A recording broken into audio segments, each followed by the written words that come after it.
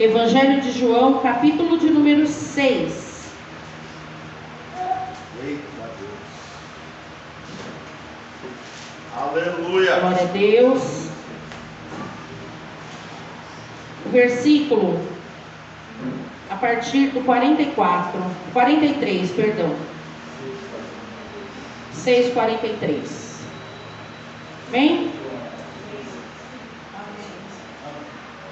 Respondeu, pois, Jesus e disse-lhes: não murmureis entre vós, ninguém pode vir a mim, se o Pai que me enviou não trouxer, e eu o ressuscitarei no último dia. Está escrito nos profetas: e serão todos ensinados por Deus, assim que todo aquele que do Pai ouviu e aprendeu, vem a mim. Não que alguém visse ao Pai, a não ser aquele que é de Deus. Este tem visto ao Pai. Na verdade vos digo, que aquele que crê em mim tem a vida. Aquele que crê em mim tem a vida eterna. Eu sou o pão da vida. Pode sentar.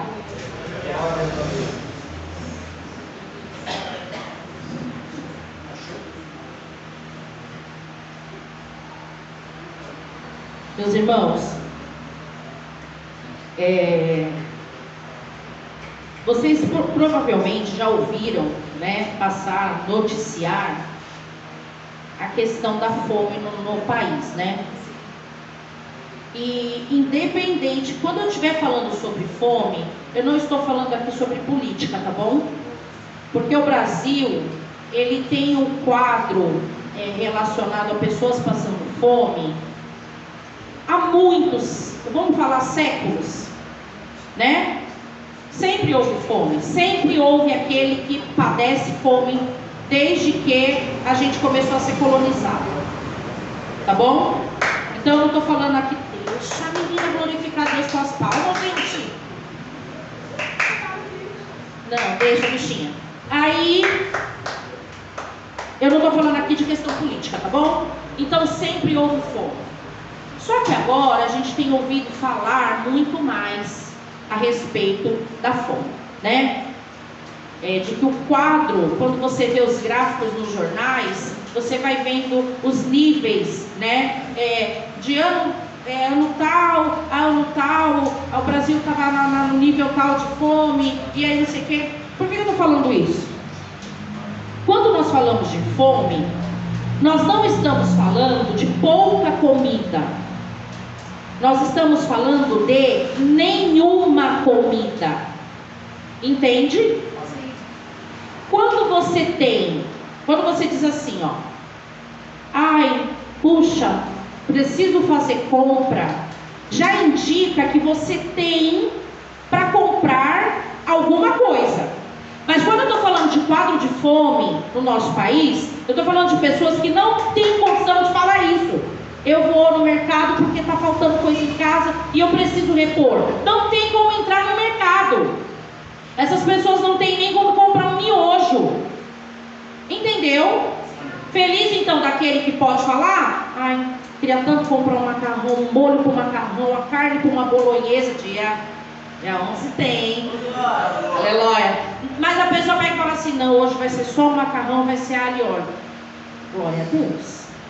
Vai ter o que vai chegar e falar assim: isso vai ser o macarrão na água e no sal. Glória. E vai ter o que vai pro miojo. Mas a gente está falando de pessoas, de famílias. Principalmente quando você pensa em Nordeste. Se não vai longe, se você procurar nos comentários no YouTube, você encontra pessoas em situações, principalmente onde tem a seca, as pessoas comendo farinha, angu de farinha com água. Não tem nem um miojo. Aí eu não vou longe. A minha mãe está aqui. Uma hora que, se você quiser, ela conta as experiências que ela teve na vida quando ela era jovem, lá no Nordeste, a época em que ela passou por isso. Não ter comida para dar para os filhos, o que dava? Garapa, água com açúcar. Isso é passar fome. Pastor, o que tem a ver isso com o que a gente acabou de ler? Vou chegar lá. Então eu estou falando tudo isso para você entender. Eu acabei de citar minha mãe. Ela conta histórias absurdas que você fica, gente, como é que pode? Ela morre de dó de ter que jogar uma comida fora quando estraga. Porque ela já passou fome. Literalmente, passar fome mesmo. Não ter o que comer. Não uma refeição. As refeições do dia. Não por um dia, vários. Filho, mas não na casa do Deus. Não, quando a senhora casou e uma situação terrível. Isso. A minha barraca foi o primeiro marido. Isso, foi uma situação de sofrimento, é outra coisa. Aí, por que eu estou dizendo isso? A ausência de alimento, a ausência de substância, a ausência do que comer, nós não conhecemos. É verdade. Por que eu estou dando toda essa volta? Porque você pode, de repente, parar para analisar e falar assim: ah, eu sei o que é isso, porque eu já tive escassez. A gente pode ter escassez, mas passar fome precisa. Eu não vou dizer que de repente alguém aqui não tenha enfrentado isso. Cada um sabe da sua história o que pode ter passado. Óbvio, eu estou citando a minha mãe porque é a história que eu conheço. Mas quando você fala de passar fome, é não ter nada para comer e não é uma refeição. São as refeições do dia e é mais de um dia. Agora, quais são as consequências disso? Qual é a consequência de não comer? A consequência de uma pessoa não se alimentar. Você não vai longe. A gente não precisa deixar de comer por dias todas as alimentações para entender qual é a consequência. Eu, por exemplo, eu enfrento uma situação chamada hipoglicemia. Se eu fico sem comer nada por 3 ou 4 horas, eu começo a passar mal. O nível de glicemia no meu sangue fica muito baixo, e aí eu fico com tontura, dor de cabeça, começo a me tremer inteira. Aí eu tenho que comer alguma coisa, porque se isso prolongar por muito tempo, eu posso desmaiar. Aí o nome disso é resistência à insulina. Aí eu tenho que tomar remédio. E não posso descuidar. É uma consequência de não colocar algum alimento, alguma coisa, por conta do organismo. A glicemia no sangue. Tá bom. Mas aí tem a pessoa que descuida da alimentação por conta da correria. Ela vai perdendo peso. Porque a sociedade exige um padrão de beleza, um padrão de corpo. A pessoa de repente fica até feliz. Opa, estou perdendo peso, então ótimo, né? Mas será que essa perda de peso é saudável? Se a pessoa fica sem comer aleatoriamente? Será que é saudável para ela? A perda de peso de repente acompanhada por um profissional seguindo uma dieta, aí a gente pode dizer que é saudável. Mas se a pessoa para de comer e começa a emagrecer, o corpo dela vai sentir, ela vai ter consequências. Mas quando a gente volta lá para aquele quadro de fome que eu estou falando, quando você olha a imagem daquelas pessoas, quando você vê documentário, filmes de pessoas que vivem nessa condição, você olha nas crianças, por exemplo. A primeira coisa que a criança faz quando ela enfrenta uma situação dessa, ela não brinca. Criança que não brinca, você já pensa que ela está o quê? Doente. E fulano está quieto, deixa eu ver se está com febre. É na hora que você vai pensar, né? Está parado? Quando a criança enfrenta uma situação dessa, um quadro de fome, a primeira coisa, ela fica parada.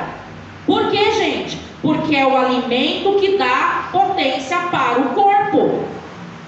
É o alimento que faz com que os órgãos todos, em uma unidade, trabalhem para esse corpo funcionar. Verdade. Deus é tremendo em sua criação. Existe todo um processo químico no alimento que nós ingerimos. Existe uma necessidade do nosso corpo. Agora, quando eu falo disso, parece que eu estou falando só a nível de movimento. Mas não. Você sabia que quando nós nos alimentamos, os alimentos eles são ingeridos, eles passam aqui, ó.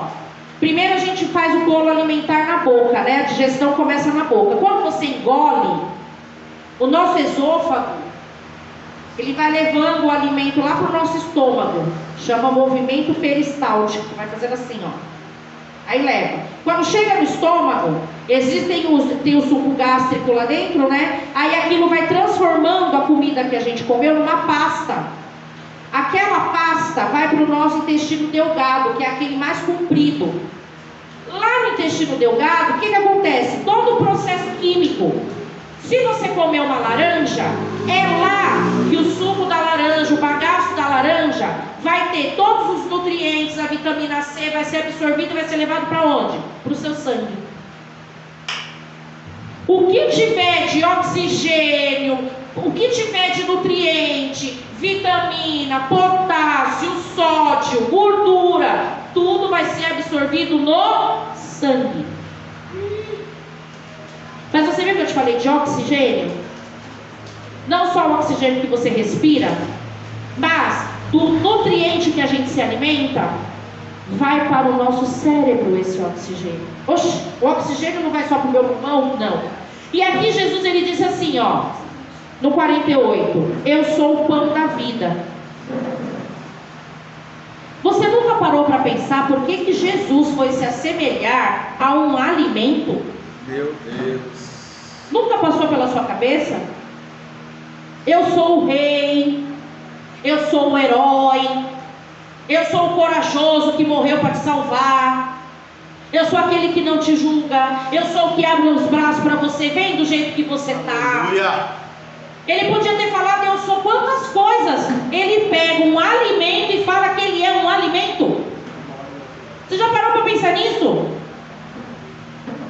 É muito difícil você encontrar um ser humano. Eu desconheço, pode ser que aqui apareça um que diga eu, mas eu não conheço quem não gosta de pão.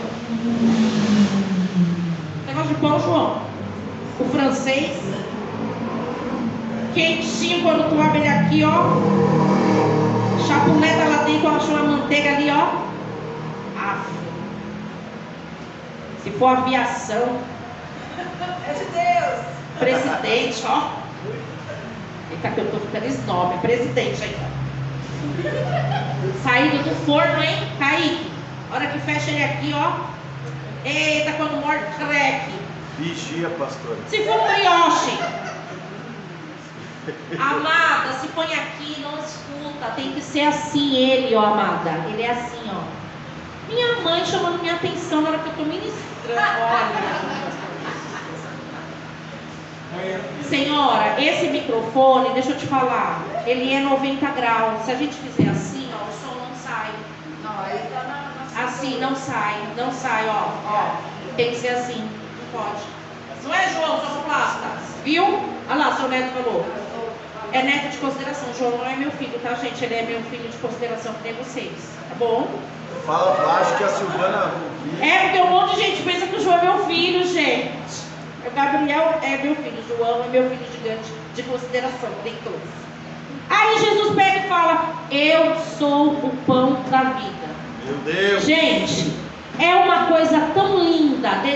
Pense em tudo isso que eu te falei, a ausência de comida, a ausência do alimento, a ausência do nutriente, a ausência de força para levantar, a falta de comida mata. Aí vem Jesus e fala que é o pão da vida. Aleluia. Glória a Deus. Às vezes a pessoa, quando ela está com fome, um pedaço de pão se transforma num banquete, né? Às vezes a gente ia num restaurantezinho que antes da comida eles davam uns pedacinhos de pão. Você estava com fome, já até, eu vou parar de comer aqui, senão na hora que vier a comida eu nem como mais. Você colocava um azeitezinho com sal assim, ó. Pão é versátil. Se ele ficar, depois de muitos dias, você até corta e faz torrada. Eita Deus. Se ele ficar de mais dias, você pode bater no liquidificador, ele vira farinha. Olha só que coisa linda. Você quer ver uma coisa que eu acho o máximo? É o processo de quando você vai fazer o pão, a hora que mistura tudo, a massa, a hora que o fermento vai fazendo inflar. Que lindo que é aquilo, gente, a transformação daquela massa. E a hora que vai pro forno, que você vê vídeos dela crescendo e se transformando, a variedade de pães que existem e o tanto de coisa que dá para você fazer. Aí Jesus ele vem lindo, maravilhoso e fala para a gente assim, ó, na tua fraqueza, sabe, nessa fome que você sente, nessa fraqueza que você tem de ser humano que você é, Santo Deus. eu sou o pão. Eu sou o pão. Eu é que posso te alimentar para que o nutriente que você precisa na sua caminhada nutra você de tal forma que você fica um soldado prontinho com o meu exército. Glória a Deus. Arregimentado com o meu exército. Não é qualquer alimento. E é na medida certa, porque para uns não pode ter glúten, que é uma parte do trigo. Mas tem gente que não pode com glúten, tem alergia, passa a vida inteira tendo e não sabe. Chega um momento que o corpo começa a mandar um monte de sinais, coceira, começa a estourar ferida, diarreia, dor de estômago, a pessoa chega no hospital, o que é, vai investigar, a pessoa é celíaca. Depois de um monte de exame descobre, ela tem intolerância a glúten, aí ela tem que comer pão sem glúten. Então não pode ser mais com farinha de trigo, aí tem que ser pão feito com farinha de mandioquinha, com farinha de grão de bico, com outras farinhas. Ela pode comer pão, mas não mais com a farinha de trigo. Mas não deixou de ser pão. Não vai deixar de alimentar. Você sabe que na minha experiência como professora, toda a vida quando eu dei aula há muitos anos na minha vida, o dia inteiro, né? Então eu sempre tive turma da manhã e turma da tarde. O perfil é sempre diferente, não tem jeito. O aluno da manhã, não só porque acorda cedo, mas era nítido, era visível. O aluno que vinha de casa com pelo menos uma caneca de Toddy no bucho e o aluno que vinha sem comer nada. Né não, Cida?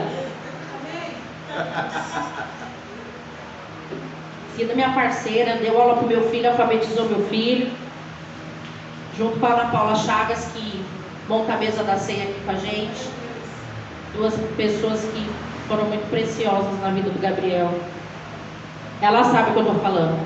O aluno que vai alimentado, ele já chega focado, é diferente. Ele consegue manter mais foco no que a gente está falando, mesmo sendo de manhã.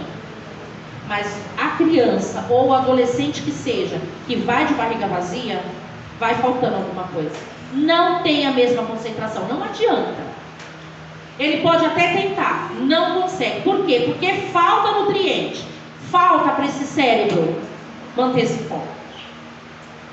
Às vezes na nossa caminhada cristã está faltando esse nutriente chamado pão da vida aqui, ó. Meu Deus! E aí a gente está até caminhando no caminho estreito, a gente está até caminhando na direção que é para caminhar, mas a gente vai perdendo o foco.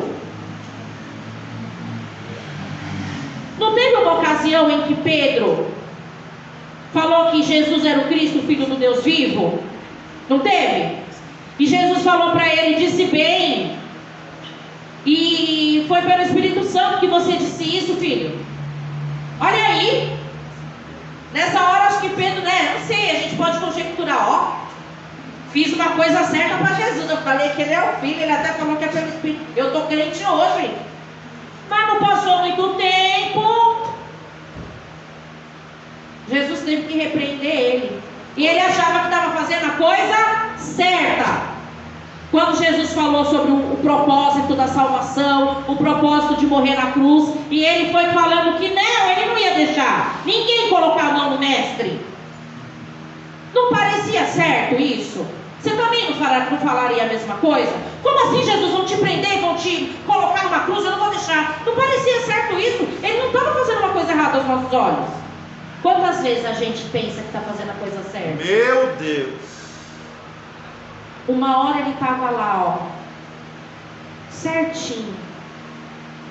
Jesus até elogiou ele, mas rapidinho Jesus condenou uma atitude dele.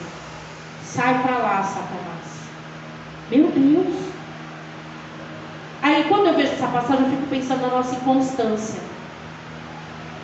Ô Jesus, nos faz ser crente. O tanto que a gente é crente dentro da igreja, quando a gente sai fora do aprisco. Aqui dentro a gente está tão protegido junto com os irmãos, a gente fica se sentindo tão família, aí a gente louva, a gente fica tão feliz, a gente esquece do problema, aí a gente ora, aí a gente ouve palavra, a gente determina, a gente fica tão, que bênção! Aí fecha as portas da igreja e a gente volta para casa. Aí a gente vai lembrando das situações. Olha aí. Aí a gente começa a lembrar, e aí parece que a gente vai se alimentando. Não da comida que traz o nutriente, não do pão. A gente começa a se alimentar de tudo aquilo que vai nos fazendo mal, que vai entupindo as nossas veias, que vai aumentando o açúcar no nosso sangue, que vai causando um colapso no nosso organismo, preocupação, ansiedade, murmuração do nosso lábio. Porque a gente assiste a televisão, porque a gente se preocupa, porque a gente continua vendo a situação dentro de casa que não muda, aquele parente que você olha e você busca e não tem mudança, aquela porta que não abre, aquele tanto de conta, aquela conta que não paga, aquilo que só cresce, aqueles juros que só aumenta, isso vai virando um colapso, até que de repente, esse corpo está em cima de uma maca, correndo com uma emergência. Que alimentação foi essa? Se fosse alimentado só no pão da vida, acho que não entraria em colapso. Jesus nessa noite quer chamar nossa atenção para isso. Glória a Deus. Jesus nessa noite quer chamar nossa atenção para isso. Vamos ficar alertas, vamos ficar atentos. Ele é o pão da vida, e o pão ele indica vida, ele indica o fato do fermento, crescer a massa. Observe essa questão da vida, dessa multiplicação. Se alimente de Jesus, Ele é a palavra, se alimente da palavra, se alimente das coisas de Deus. A própria palavra fala: pensai nas coisas que são do alto. Ai, pastora, não é fácil não, você não está na minha pele para saber, nem você na minha. Menino, se eu sentar para te contar. Deus é bom. A gente vai vendo, né, um nas caras do outro, a gente não imagina as coisas que cada um passa. Mas importa que Jesus saiba. Aleluia. Importa que Jesus saiba o que cada um passa. A gente pode até compartilhar uma coisa ali, outra aqui, para que a gente ore, mas importa que Jesus saiba. Fala para Ele: vem cá, pão da vida, eu quero o Senhor pertinho de mim, eu quero sentir esse cheirinho tão bom do pão saindo do forno, eu quero Jesus, o Senhor perto de mim, eu quero me alimentar do Senhor. Eu quero, Senhor, que os nutrientes da Tua presença, Senhor, inundem os meus vasos sanguíneos. Aleluia. Eu quero esses nutrientes inundando todo o meu ser, todo o meu espírito, a minha alma, que teima em fazer o que me afasta do Senhor. Inunda a minha alma dos Teus nutrientes, ó Senhor. Aleluia. Ele diz aqui no versículo de número 40, do número 51.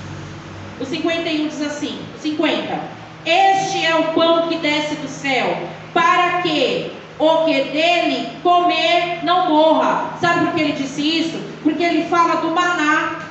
No 50 ele fala: os pais de vocês, quando ele fala assim, ó, eu sou o pão vivo que desceu do céu, os pais de vocês comeram do maná. Lembra da história do maná? Era para comer aquela porção e não era para guardar. Come e não guarda. Creia que no outro dia vai ter mais. Era prova de fé. Mas Jesus ele diz assim: vossos pais comeram o maná no deserto, só que eles morreram. Mas eu, no 50, este é o pão que desce do céu, para que o que dele comer não morra. Eu sou o pão vivo que desceu do céu. Se alguém comer desse pão, viverá para sempre. O pão que eu der é a minha carne, e eu darei pela vida do mundo. Aí olha os discípulos. Eu não tiro a razão deles ficarem confusos, gente. Olha o que eles começaram a falar entre eles. Disputavam, aqui eram os judeus, né? Disputavam, pois, os judeus entre si, dizendo: como nos pode dar este a sua carne a comer? Isso é canibalismo. Como que ele vai dar da carne dele para a gente comer? Eles não entendiam esse mistério. Não era fácil mesmo de entender. Esse entendimento só podia vir pelo Espírito, não era natural. Jesus, pois, lhes disse: na verdade vos digo, que se não comerdes a carne do Filho do Homem, não beberdes do seu sangue, não tereis vida em vós mesmos. Quem come a minha carne e bebe o meu sangue tem vida eterna, e eu ressuscitarei no último dia. Porque a minha carne verdadeiramente é comida, e o meu sangue verdadeiramente é bebida. Quem come a minha carne e bebe o meu sangue permanece em mim e eu nele. O que a gente faz uma vez por mês aqui? A ceia do Senhor, em memória de mim. É exatamente isso. Você veja só que isso tem um link direto com o examine-se, pois, o homem a si mesmo, que Paulo fala lá em 1 Coríntios. Porque a minha carne verdadeiramente é comida e o meu sangue verdadeiramente é bebida. Quem come a minha carne e bebe o meu sangue permanece em mim e eu nele. Tem que participar. Aliança. É uma aliança. Como o Pai que vive me enviou e eu vivo pelo Pai, assim quem de mim se alimenta também viverá por mim. Quem de mim se alimenta. Gente, o pão está lá, lindo, um pão maravilhoso, acabou de sair do forno. Se eu não for até lá, se eu não cortar um pedaço do pão, colocar na minha boca e mastigar, eu não vou me alimentar dele. Então o pão está lá. Se eu ficar apenas contemplando o pão, eu vou me alimentar dele? O Jefferson vai lá e come. Eu vou ficar olhando o Jefferson comer o pão, eu vou me alimentar dele? O Jefferson comeu o pão, chegou perto de mim e falou: gente, que pão maravilhoso. Eu me alimentei dele? Então entenda, é necessário haver um envolvimento com a pessoa de Jesus. Meu Deus! Eu não posso viver a minha vida cristã baseado na experiência dos outros. Olha aí. Eu não posso passar minha vida cristã baseada na experiência das pessoas em relação a esse envolvimento. Eu tenho que fazer parte dessa dieta. Puxa, eu estou vendo que você passa por luta, eu estou vendo que você está passando por situações, mas a sua fé não esmurece. O que você faz? Sabe a história do menino que não fica doente? Aí a mãe pergunta para outra: nossa, seu menino não fica doente? Eu dou biotônico. Aí você quer matar essa mãe que deu essa receita. Aí ela está melhorando e fala assim: eu bato biotônico fontora com ovo de pato. A minha mãe era: eu bato com emulsão de Scott. Para aguentar tomar, ainda colocava a leite condensada assim, ó. Eu era dessa finura. Resolve, tá? Aqui, ó. Pode fazer que resolve, tá bom? Tá tranquilo. Eu tomei com a minha irmã. A receita tá dada. Quer deixar de ser magro? Toma isso. Tomei na infância. Tá bom? Aí era uma receita. A mesma coisa. Vai a pessoa chegar e perguntar pra você: o que você faz? Ué, eu me envolvo com Jesus. Eita Deus! Mas eu não me envolvo com Jesus para acabar com meus problemas, porque Ele não é solução de problemas dessa forma. Enquanto eu estiver nesse mundo, eu vou ter enfermidades no meu corpo, eu vou ter problema financeiro, vai ter problema dentro da minha casa, vai ter problema no serviço. Eu estou no mundo. Enquanto eu estiver aqui como terráqueo, enquanto eu estiver nessa terra, eu vou enfrentar situações. O sol nasce para todos, justos e injustos. Mas com Jesus me nutrindo, vai ser diferente. É forte essa palavra. Você quer ver um exemplo do que a presença de Deus faz quando você é nutrido por ela? Daniel e seus amigos, olha só o mistério, estavam no local, cativos, servidos da melhor comida que você pode imaginar, porque era um banquete real. eu tenho certeza que no banquete real não era miojo. Eu quero que você imagine a melhor comida, o melhor banquete era servido ali para aquele rei. E foi isso que ele propôs, era para dar daquela comida para aqueles jovens. A estratégia que Deus deu para Daniel era o que mesmo? O que eles iam comer? Legumes. Não acho legumes ruins, desde que tempere. Eu não sei se o legumes de Daniel tinha tempero, mas eles tiveram que fazer daquela forma. Ele pediu legumes, acredito eu, que era a única coisa ali que ele podia fazer para diferenciar realmente a comida do que era servido e oferecido. Oferecido inclusive às entidades e deuses que eles queriam lá. Ele era nutrido de uma forma diferente. Agora, por quê? Tinha algum poder naqueles legumes? A Bíblia fala em algum momento que Daniel e seus amigos fizeram algum tipo de oração forte nos legumes. A Bíblia fala que eles pegaram um saco de legumes que eles iam comer durante todo aquele tempo e levaram para cima do monte para orar. Não. Ungiram os legumes? Não. Eles comeram legumes. Então, aonde que está o poder nessa história?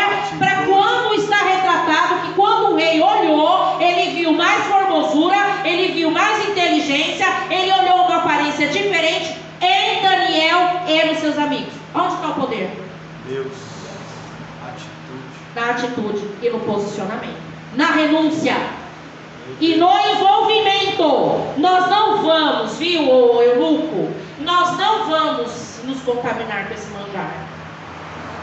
Agora imagina você, eles sentados comendo aqueles legumes, posicionados, sentindo o cheiro daquelas carnes assando, sentindo o cheiro daquele manjar, todos os dias, vindo na direção deles. E aqueles homens festejando, tomando aquele vinho e tudo mais. E eles não.